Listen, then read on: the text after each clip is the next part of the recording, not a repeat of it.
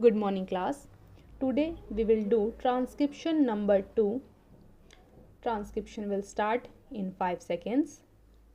Be ready for it. 5, 4, 3, 2, 1. I should like now to make a few observations on the budget. This budget marks a turning point in the history of our country. It is no use attempting, as some of my friends have done, either to deprecate the budget very strongly or to suggest that we are not witnessing a new revolution in our methods of fiscal training and technique. I want it to be quite clearly pointed out to my friends that we are now facing the lean years of Indian finance. Hitherto, we had revenue surpluses which were a form of public saving and which were meant to be utilized for capital development. Hereafter, this form of revenue surplus would not be available. We have therefore to find out ways and means of implementing our great program of national reconstruction at minimum cost. My point is that the deficit on revenue account would be of the order of about rupees 90 to 20 crores.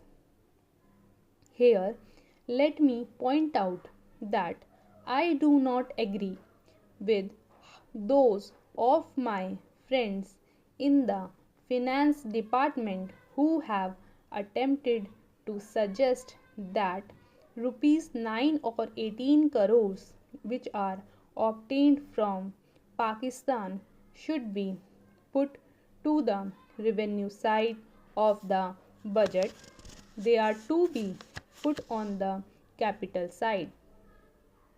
But those not seriously alter the trend of my argument.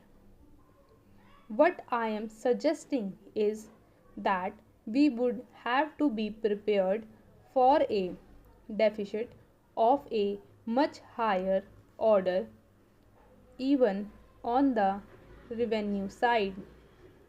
That itself should make us realize that there are very many problems which we have to face and that we have to undertake ways and means of increasing the resources of our country so that it might be possible for us to have a greater amount of surplus or a greater amount of public saving for the purpose of financing capital development. The finance minister, in the course of his speech, Mr. Deputy Minister, pointed out that the deficits during the past 2 years were of the order of rupees 83 crores. I venture humbly to disagree with him because I feel that when we are talking of deficits, we must take into account the overall deficit incurred by the central government, and that would be of the order of rupees 200 crores. During the years of relatively light expenditure, we had a shortfall of about rupees 300 crores. Undoubtedly, now when we are going to have a very great amount of expenditure, we might have a greater amount of deficit.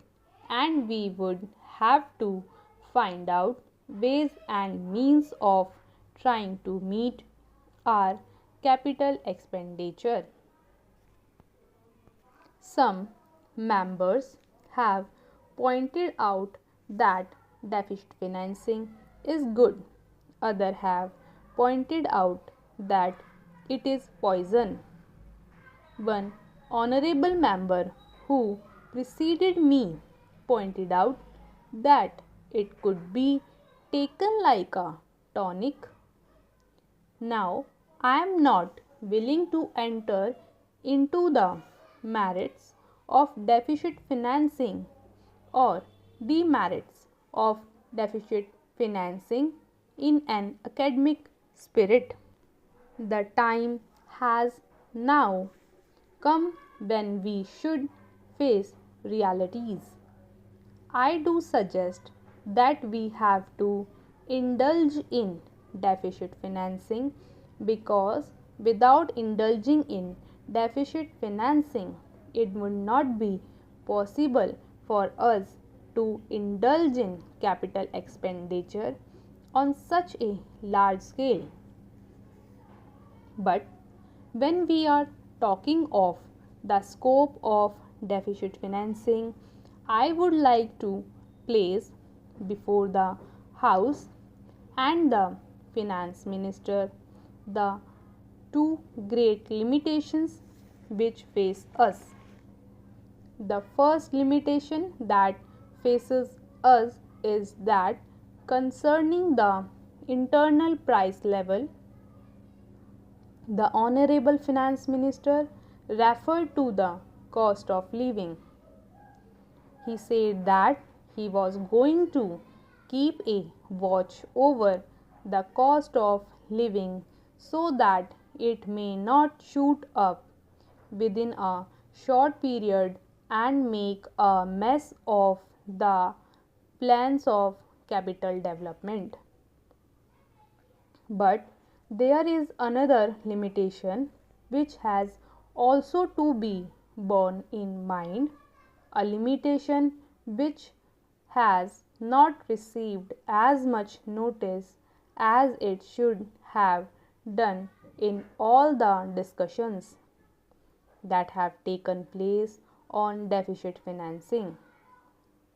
The limitation is the external limitation or the limitation which arises on account of our balance of payments position. I think this is as important, Mr. Deputy Speaker, as the internal price level, and I should like to elaborate that particular point a bit more because I feel that a time will shortly arrive when we might have either to reconsider our policy or might even have to leave the sterling club of which we are a member. The second serious limitation is as serious as the first. What would be the consequences of deficit financing on our balance of payments? The Finance Minister, in his budget speech, points out that so far as the balance of payments position is concerned, they have now, whether it is by accident or design, a favorable balance, and they have contributed about rupees 63 crores to the dollar pool during the past 6 months. But the moment we indulge in deficit financing, we have to be prepared for worsening of our balance of payments.